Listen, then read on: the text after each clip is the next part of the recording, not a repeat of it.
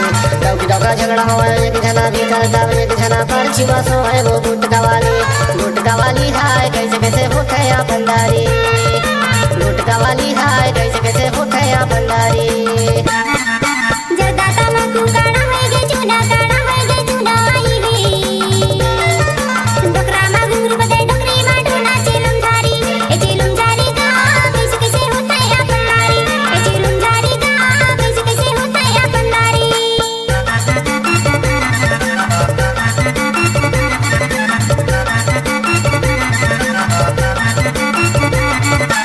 DJ Remix.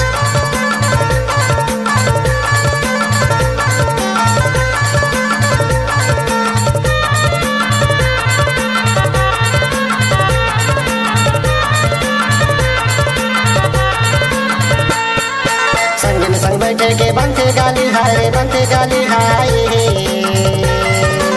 एकर कारण पीता गंजा काली हाय गुटका वाली हाय कैसे कैसे होता है अपनदारी गुटका वाली हाय कैसे कैसे होता है अपनदारी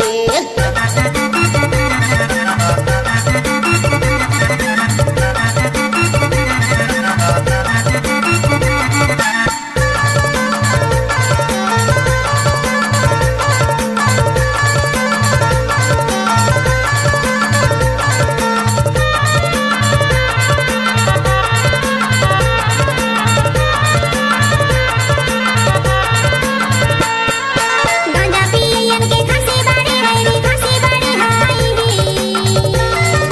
सांस चाली दाऊ अंदर से है चेलुम झारी का कैसे कैसे होता है अपनदारी ए चेलुम झारी का कैसे कैसे होता है अपनदारी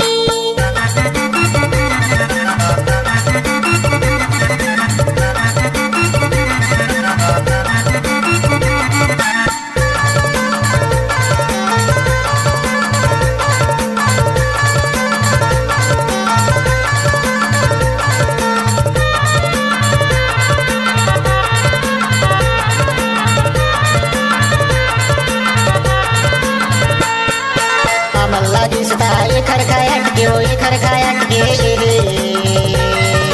पूरा दिखाव नोट धीरे के सट के वो गुटका वाली हाय कैसे कैसे हो तो अपनदारी गुटका वाली हाय कैसे कैसे हो तो अपनदारी बटुआ मा भादरा दे कर चुमा खोए वो कर चुमा खोए डोका झगड़ा हो एक जना भी करता एक जना पर्ची बसो है वो गुटका वाली हाय कैसे कैसे होता है अपनदारी गुटका वाली हाय कैसे कैसे होता है अपनदारी